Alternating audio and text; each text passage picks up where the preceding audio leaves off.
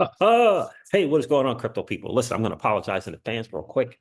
I've been up since about 2:45 in the AM Central Time. So if I sound a little unlike myself, that is why I had to get Miss Crypto Siege off to the airport. So, but I wanted to do a really kind of quick recap of former President Donald Trump's speech at the Bitcoin conference. I think it is significant in a lot of ways, but I do want to preface with this whole video with I understand that he is catering to a group of people that his people have told him um, has significant weight, right? Significant voting power and weight for the coming election and moving forward for the party moving forward. I understand that 1000%, and this is also why I think Kamala Harris did not go. From when you listen to parts of this speech, and if you had a chance to check the speech out, it was about 48 minutes, and I'm going to tell you, it was impressive. It was impressive on a number of fronts. Number one, the dude is 78 years old. 78 years old, and he spoke with more knowledge about the overall digital asset space in Bitcoin than 40-year-olds in Congress. In Congress today, 40, 50-year-olds.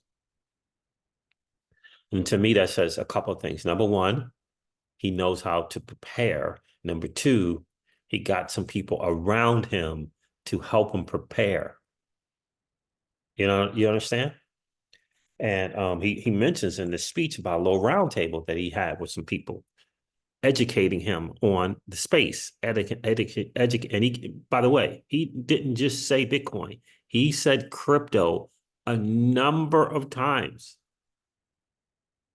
in this speech. So it wasn't just Bitcoin. He said crypto a number of times. And so that is also important, which also says to me that he got some people around him who were not that they were picking any kind of particular crypto and educating him, but they were educating him that it's a whole industry, that it's a space, that it's not just one asset. And I think that is massively important to understand. And he accepted that and embraced it. And he could have just said only Bitcoin. He could have said that, most of these things are going to go to zero. He could have talked about the scams and all of that stuff. And he didn't. He didn't try to, in other words, he didn't try to put Bitcoin ahead of everything else because he was at the Bitcoin conference. You understand? And I think that is hugely important that he mentioned, we would say, Bitcoin and crypto being leaders. And he called it an industry. These things are massively important. So what I'm going to do is Balaji did a really good job. Shout out to Balaji here. He did a really, really good job. He did. And he time-stamped everything. He's got the whole transcripts and all of that, which I think is great.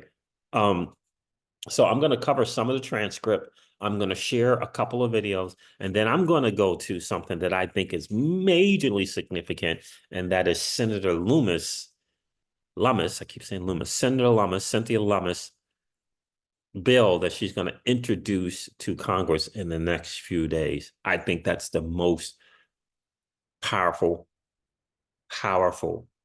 thing. There's some people in the crypto space, they don't understand.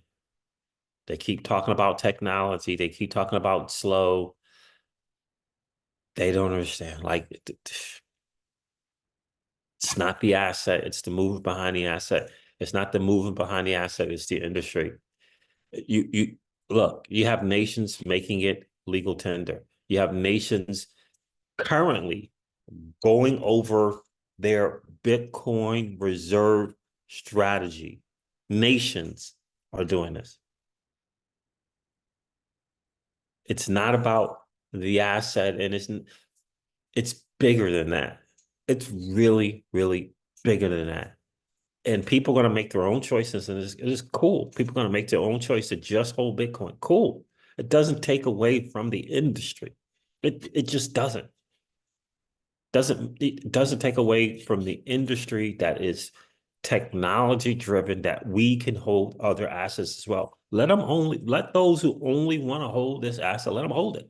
It doesn't take away or diminish that this is an industry, right? Hugely important to get it. And of course, nations are going to do like people who have 52, 500 million in net worth. What are they going to do? They're going to pick the number one asset currently with the less amount of risk and hold some of that in that asset. They're not going down the risk curve. It's just the way it is. Doesn't take away. They're not doing Ethereum. They ain't doing no reserves in Ethereum. But you don't hear all the Ethereum people saying, well, they were first, and because they were first, that's why. You don't hear the Ethereum people saying that. You don't hear the Solana people saying that. Well, they were first. That's why. Technology is slow. It takes forever for You don't hear that from those people. They don't come across as being butthurt because their asset is not being talked about as much as the other. Think about that. As much as Bitcoin. Think of the Ethereum people aren't going around saying, well, why choose Bitcoin as a reserve asset? Ethereum does more stuff. I mean, it's the supercomputer. All of that. You don't hear that. Like you really, and I'm in those things. You don't hear that. Anyhow, so let's go over some of these some of this transcript. Shout out. Thank you, Balaji. I really appreciate you doing this. This is really nice. So let me see. Transcript. I want 2 of 2 here. So this is a transcript from the speech from Donald Trump. So you're going to have a great industry. You're going to have a great industry, and we're going to be fuel for your industry, not demolish your industry. America will once again be a nation that protects property rights, privacy, freedom of transaction, freedom of association, and freedom of speech. Please don't forget my preference, because some people are going to come in and they're going to miss how I preface this video. I understand what he is doing before a certain crowd and catering to them. I'm just reading the transcript now. All right. So freedom of association, freedom of transaction, and freedom of speech. We're going to go back to our old days when we were a nation that was building, not a nation that was eating itself alive from within.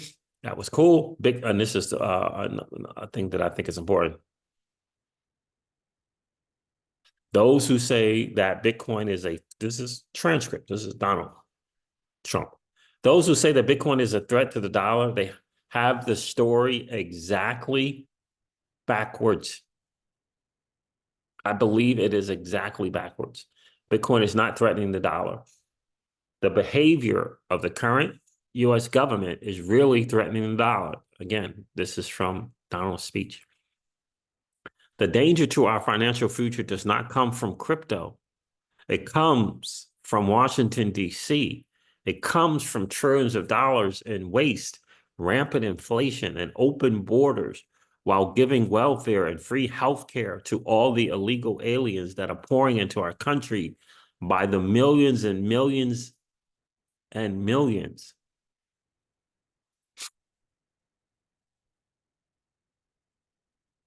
All right. And Bitcoin and crypto, this is one example of him saying, Bitcoin and crypto. And Bitcoin and crypto will skyrocket like never before, even beyond your expectations. And you are the people that are doing it. As we stop the war on crypto, we will immediately, and we'll do this very quickly, begin to build our economy because when America is prospering, Bitcoin is soaring, and it will go up with it. We had the greatest economy ever, and we will soon have it again. Okay. Under the Trump administration, the typical middle-class family income rose by $6,000 a year. People don't like mentioning that. Okay, so that's him doing his stuff there.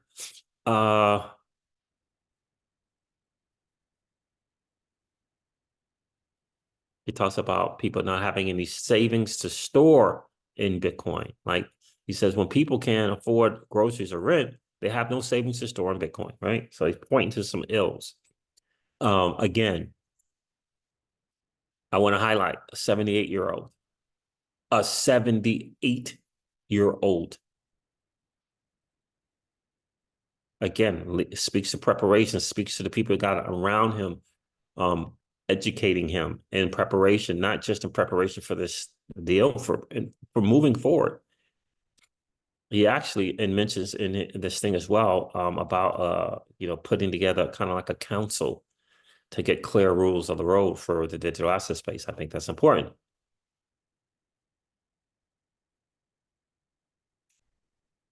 He said this is interesting. The Bitcoiners, and I say to you that you recognize the dangers of inflation long before most others did.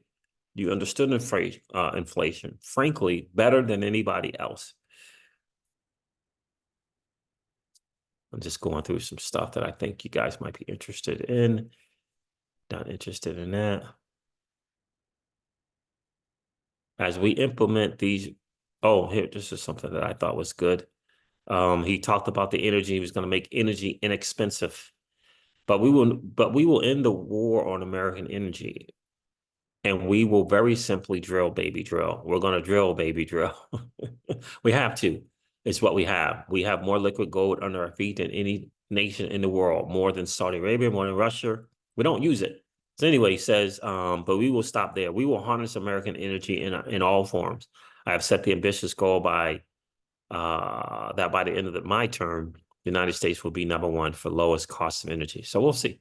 You'll be a Bitcoin. This is interesting. He said, and with low energy costs, America will become the world's undisputed Bitcoin mining powerhouse. We'll see. But it's interesting that he's able to put that in, come to that kind of thing. You know what I mean? Prepare for that. Think about that. Who was briefing him on that kind of stuff and the benefits, the pros? It's just, again, 78 years old. You'll be a Bitcoin mining powerhouse. You will not have to move your family to China. You will not be moving to China. He talks about how the federal government has about 210,000 Bitcoin, or 1% of the total supply that will ever exist. He says, but for far too long, the government has violated the cardinal rule that every Bitcoiner knows by heart: never sell your Bitcoin. Again, I'm thinking about the people that he have around him. He had to have some people around him to explain some different things.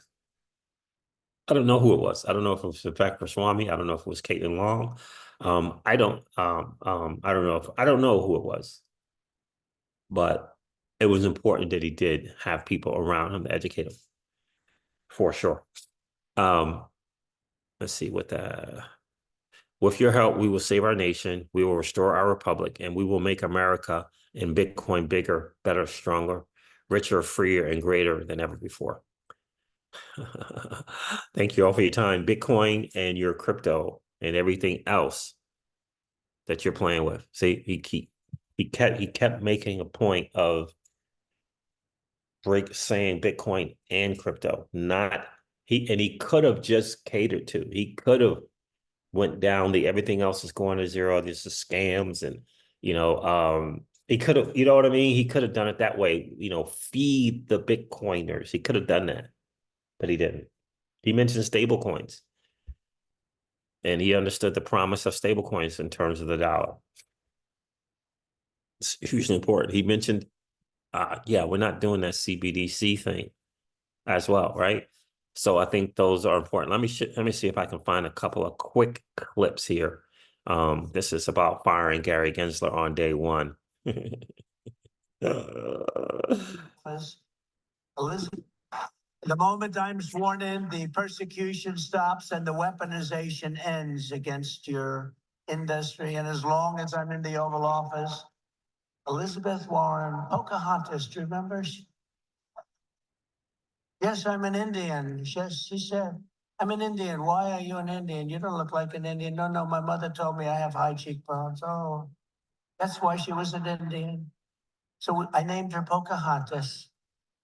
Elizabeth Warren and her goons, and she's very nasty to you. She hates your people. She hates everything about you. Will keep their hands off Bitcoin. They're going to keep their hands off crypto. They're going to let it grow. We're going to let it grow. On day one, I will fire Gary Gensler and appoint a new SEC chairman.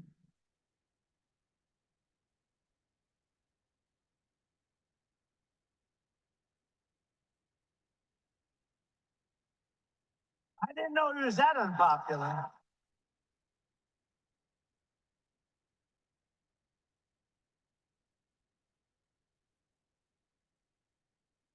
Wow. I didn't know he was that unpopular. Let me say it again. On day one, I will fire Gary Gensler.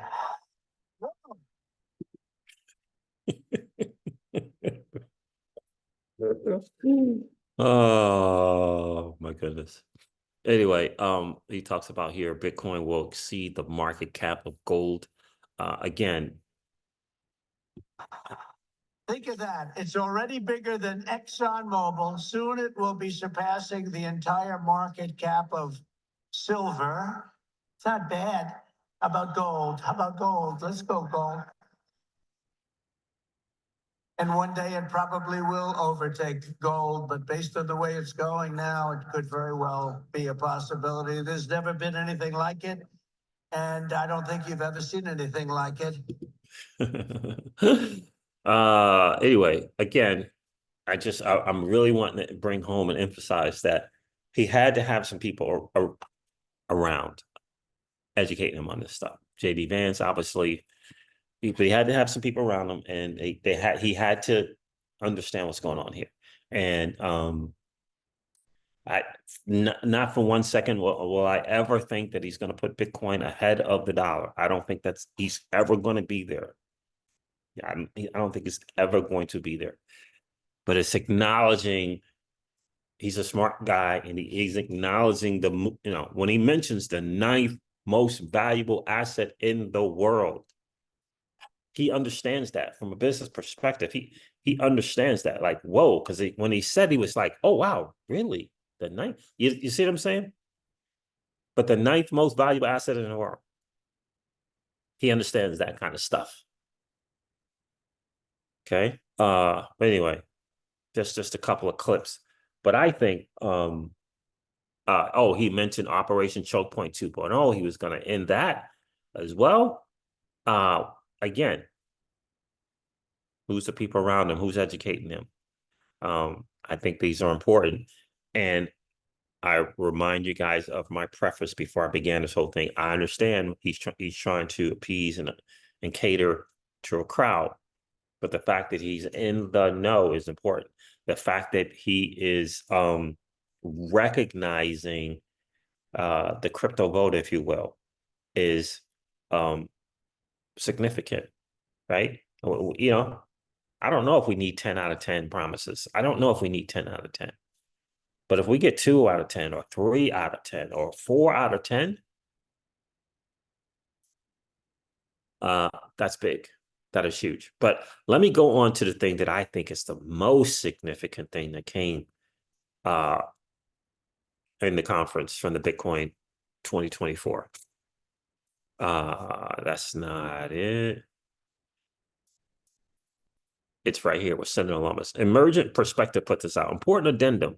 Immediately after Senator Lummis came on and discussed the Bitcoin Reserve Bill, which really completed his talking points on that Reserve Bill, right? So it's called, came on and discussed the Bitcoin Reserve Bill, Senator Lummis, which really completed his talking points on that. With Senator Lummis introduced the Bitcoin Strategic Reserve Bill, create a national Bitcoin vault to hold 1 million Bitcoin, 5% of total supply over 5 years, held to reduce the national debt, convert excess Federal Reserve holdings to Bitcoin. Now, the most significant part for me is that this is a bill that's going to be introduced. And if this bill is introduced, another one's going to get introduced. The idea of a Bitcoin strategic strategy or a reserve bill is not just being introduced in this country.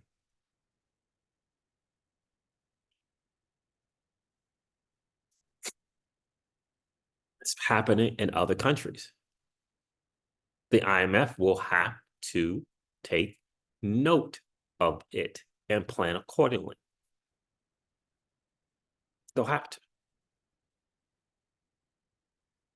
And I think it's important. So anyway, let's take a look at her bill. Lummis announces revolutionary proposal to supercharge the dollar and bolster the U.S. economy. What if the president buys into this thing? What if the people around him are suggesting, yeah, this could happen, with having this as a reserve. It could bolster the dollar. He said in a speech that Bitcoin wasn't the enemy to the dollar. He said it was exactly the other way around. It's not an enemy to the dollar. It can help the dollar. He said that in the speech. So anyway, Washington, D.C. Today, during the Bitcoin 2024 U.S. Senator Lummis announced a revolutionary proposal to supercharge the U.S. dollar by establishing a strategic Bitcoin reserve to fortify the dollar against rising inflation and cement U.S. leadership in the rapidly evolving global financial system. Congress Larry Fink got on national television, right? The fourth branch of the United States government, BlackRock, and said, Bitcoin is a smart move for any country. He didn't say for the US. He said if your country is debasing your currency, Bitcoin is the move you want to make. Do you understand what's going on? The shift is here. We in crypto understand that it's not just about Bitcoin, but right? We understand it's an industry, but to hear the former president mention and state that it's an industry is massive. And to hear, this Larry Fink guy, who I don't think is a friend of the regular retail person at all, but to hear him say that is massive.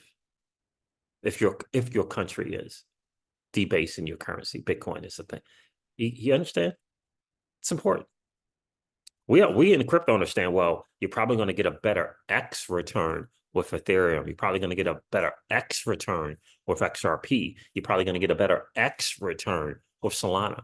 But that doesn't matter to nations. They're not in it for some kind of X return. They're in the 7 to 8 to 15% stuff. That's what they're into. And Bitcoin is returning 40%.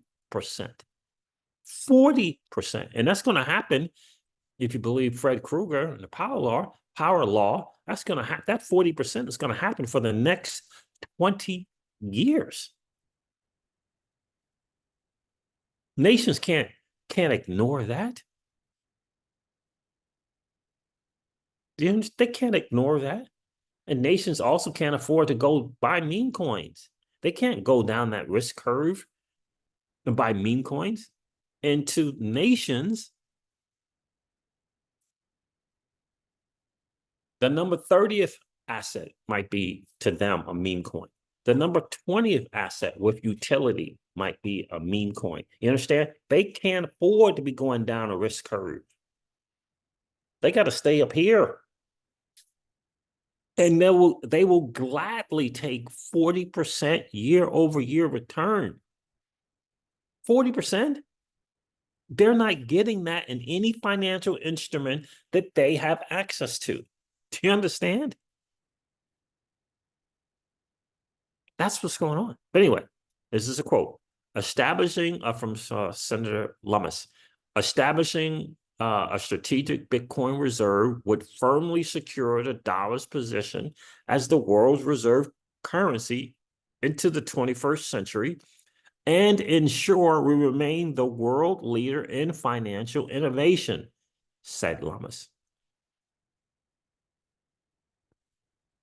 because she just understands the numbers. She knows the math. It's just the numbers. It's not picking a crypto over another crypto. It's the least risk adjusted reward asset. It has the best risk adjusted reward. In other words, it's the least risky with year over year return of 40%. They're not getting that in treasuries or bonds or any other kind of stuff that they got access to. That's all. That's all. That's all it is. It's not them picking a crypto over another crypto. It's so silly. It's so silly. It's not that. It's not that. And think about this bill that she's introducing, and that ain't talking about snow technology. It's not talking about slow transactions and high. Not talking about all that. It's an asset that they recognize is the ninth most valuable asset in the world, and they can't afford to ignore it.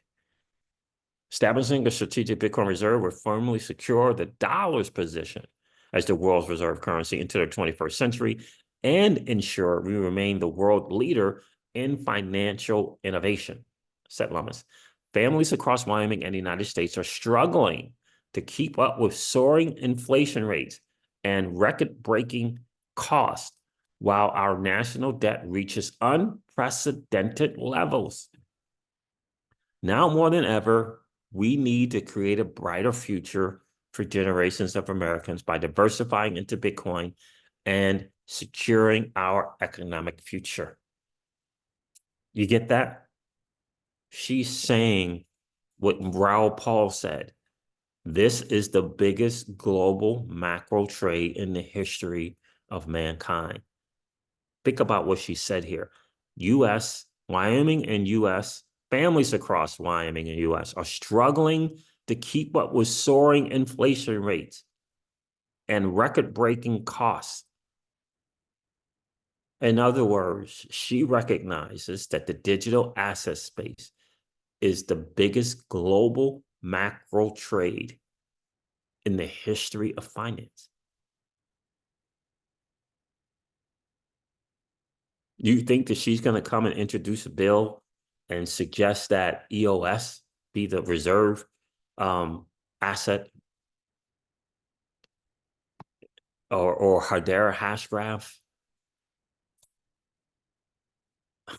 Do you understand? Do you understand what I'm trying to say? All right. So United States currently maintains strategic reserves in certain hard assets critical to American national security and independence, such as gold and petroleum. Establishing a strategic Bitcoin reserve to bolster the dollar with a digital hard asset will secure our nation's standing as the global financial leader for decades to come. These are people who are just saying, I'm not going to ask why. I'm not going to try to figure it out. I'm not trying to figure out what transactions move faster than others. I'm not trying to figure out what fees cost less than others. I'm not into the minutia. I'm looking at the numbers. I'm looking at the numbers. I'm looking at the risk-adjusted reward. And I'm following the adoption curve. Who's picking this stuff up? Who's hopping on it? Who's using it? All of that stuff. Okay, this is that asset. Better returns than gold. Remember, Raoul Pal told us the NASDAQ, the S&P 500, gold, they're all somewhere between 94% and 97% behind Bitcoin.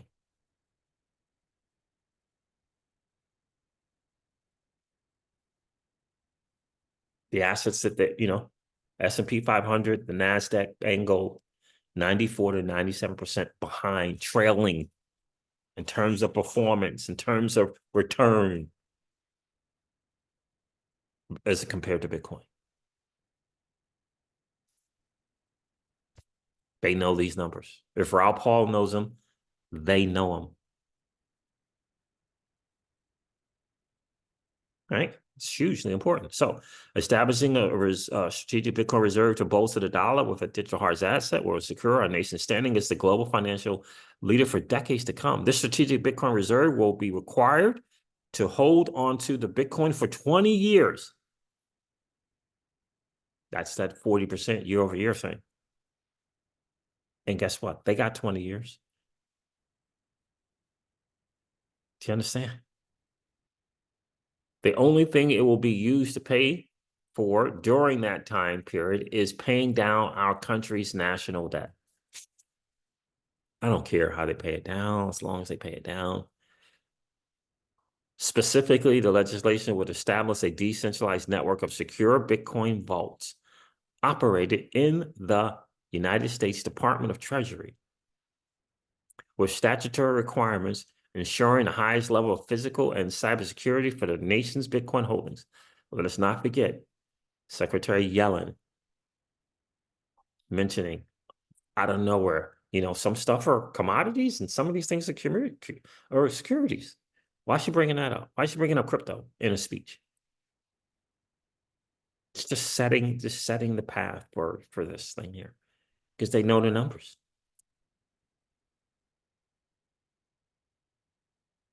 They're not in the business of trying to pick best technology. They're trying to figure out, figure out this mess that they're in. Right? What's this asset that we can use to help us get out of this mess without going down the risk curve? All right. So highest level of physical and cybersecurity for the nation's Bitcoin holdings. Implement a 1 million unit Bitcoin purchase program over a set period of time to acquire a total stake of approximately 5% of total Bitcoin supply. Remember, El Salvador is buying a Bitcoin, I think they said a day, some kind of craziness. Yeah, something like that. Ensuring the highest level of physical cybersecurity for the nation's Bitcoin holdings. 1 million, 5% of total supply of Bitcoin, mirroring the size and scope of gold reserves held by the U.S. So they're trying to get the same amount of Bitcoin in reserve as they have in gold. Be paid for by diversifying existing funds within the Federal Reserve System and Treasury Department. Interesting. Affirm self-custody rights of private Bitcoin holders. And emphasize that the strategic Bitcoin reserve shall not infringe upon individual financial freedoms. She says the bill is expected to be introduced in the coming days with additional co-sponsors to be announced. This is where we are. It's a pivotal moment in the world, I believe, and especially for us. It's massively pivotal because we've been here for years before the masses. You and I, crypto holders, XRP holders, we've been here for years before the masses. We're in the know. We have the knowledge. We have the expertise. So this bill, I think, is significant. I think the FIT 21 bill is significant as well. We all understand how this stuff goes, and it might not ever reach a point of voting. We understand that. But if it's introduced, it's going to be reintroduced. It's going to become a talking point. It's going to be on mainstream media. All these different things. It's not just going to be Bukele with the Bitcoin strategic reserve lending. What is it? Legal tender thing. It's not going to just be them. It's going to be other nations as well. And that is great for us in the industry. That is the digital asset space for sure. All right, fam. I'm gonna hop off here. Again, I apologize. Been up since the wee hours in the morning, but I did want to shoot this video and get it out to you guys as soon as I could. I'm gonna end this one like I do all my videos to remind you guys of this. Old money doesn't want you to win. But that's okay though. Oh, by the way, do me a favor, hit that like button. That'd be super, super cool if you hit the like button. And if you're in that 50% of people, 45 to 50% that are hanging out, listening and watching the Crypto Siege and haven't subscribed to the channel, we're on a mission to get that from 50% down to about 25%. And you can do your part by subscribing to the channel, especially if you have been enjoying the Hangouts. Old money doesn't want you to win. But that's okay though, because you and I, we're already winning. And I would ask you to consider this, perhaps ponder the idea or notion of living your life permissionless. I'll talk to you guys soon. See ya. Bye.